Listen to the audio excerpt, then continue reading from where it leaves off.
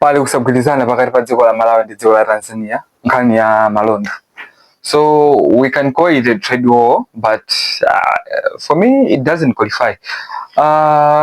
Chimene chikuchitika ndicho kuti mu mwezi wa April anduna ona za malonda mdziko lino azitumbiko mumba adalamula kuti katundu yense ng'ono amene mapanga kuno samatenge kuchokera kunja. Zinthu zimene zingati ufa, zinthu ngati zipaso zoti kunoko zimalimidwa ndi zinthu zina zambiri ngati nkaka, and zinthu zija zinachitikadi. And if you remember, nthawi ya mbuyo dziko lino limavutika nkhani ya forex, and I think watopa mavuta kupitirabe.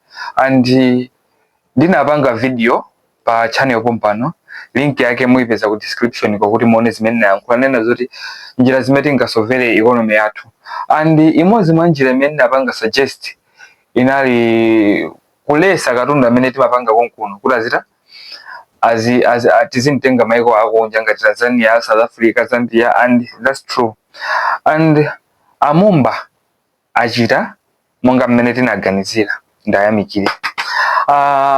Komano dziko la Tanzania sinachilandire bwino chinthuchi. Tinganene kuti akuona ngati kandi disrespect, kaya kuona kuti mena uchioneramo kumasana chilandire bwino chinthuchi. And they have hit back. Izi zachitika pamene tinaona video ikutrenda chithunzi chimene chikuoneka inthochi zitaola pa border kujeni kusongo uko komwe uko.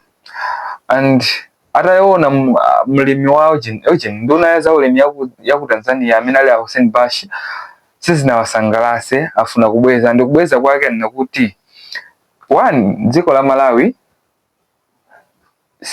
siligula chimanga chimene limafuna ligule dziko la Tanzania. Two, dziko la Malawi siligula mbewu kapena fertilizer amene amagula ku Tanzania. Three, katundu yense amene waza ulimi makamaka amene amadusa mu Tanzania kupita maiko ena ndi ena asiye kudusa. Komano of course Tanzania ikungoona kutero, komano dziko lija limatikama kwambiri. And ngati dziko Malawi, we are not supposed to allow to be bullied. Tisalolere kuti dziko lililonse lizingotiuza. Malawi it's like a dumping site imene dziko lililonse limatayira katundu wake. And Tanzania zikungoona kwapweteka. And response yawo, it means that alimi yawo ambiri amadalira dziko lino azinsika wawo. So I think the best solution pamene papani pokuti amumba can apita minister of agriculture and amumba omwewa kayo abwera kunoko, komano we have to discuss. There has to be a mutual agreement yoti ife tikondwere dziko la Tanzania likondwere. And it's not good kuti ife tizipanga safa in the expense of iwo azisangalala. And ifeso kumalawi kuno tili ndi alimi okuti katundu amene timayuza ku Tanzania ngati nthochizo ngati chimangacho nawonso amasowa nsika, amafuna titamawagula. And maybe I can say that vuto linaso limene limabwera pa nkhani zizi ndi alimi athu kumalawi kunoko. If you can see kumalawi kunoko, I don't know zaka zinozi kandi chani, komano kulibe fair trade. Mulimi wina aliyense akuyika mtengo mene akudziwa, which is affecting the market. And ningoyerekeza mafuta opangidwa ku South Africa akugulisidwa mu shop 12,000. Mafuta opangidwa ku Malawi akugulisidwa mu shop 15-17,000. And ogulayo ine ndigula chiti ndigula of course chinthu chochipacho. Ndilangize so ichi kwa alimi aku Malawi.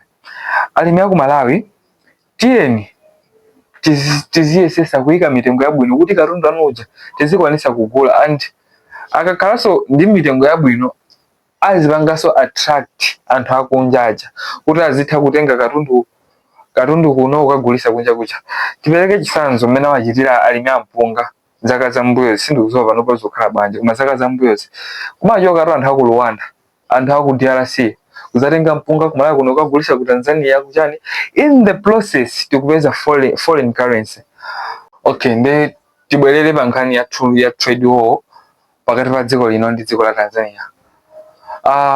Kodi what's the real impact pa zinthu zimene zizi kukanizana kugulisa na ukunduku? For me, I will stand for my country, Malawi. as you know kuti tikuvutika nkhani za forex, and there's no need kuti forex tizitayira zinthu ngati nthochi, tizitayira zinthu ngati ufa. No, it doesn't, unless we are stranded komano we have zinthu zokunoko. It doesn't make sense. And the real impact, mbali zonsezi alimi asafala. The another real impact ilipinja kwambiri ife Malawi. As you know, atichingira njira yopitisira katundu wathu maiko akunja, which means that tivutika pa international market. It looks simple kumano, just imagine kuti katundu wathu akafike ku Kenya, kuti katundu wathu akafike ku Uganda, akufunika aduse mu Tanzania, which means that misika imene yafa.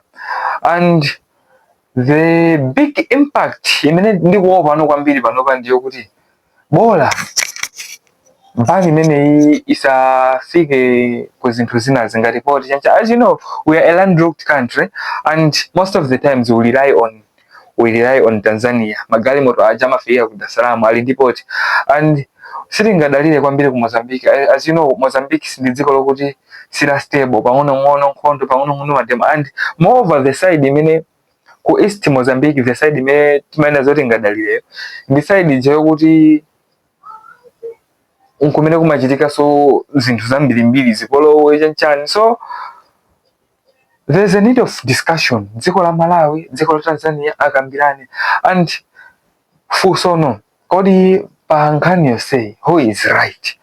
So ineyo kumbali yanga ndiyankheso as in Malawi is right. Malawi has each and every right to protect its farmers, to protect its economy. And Tanzania, I think mwina apanga chiganizo chimwa heste malingana ndi mene dziko lino linaperekera chiganizo chi.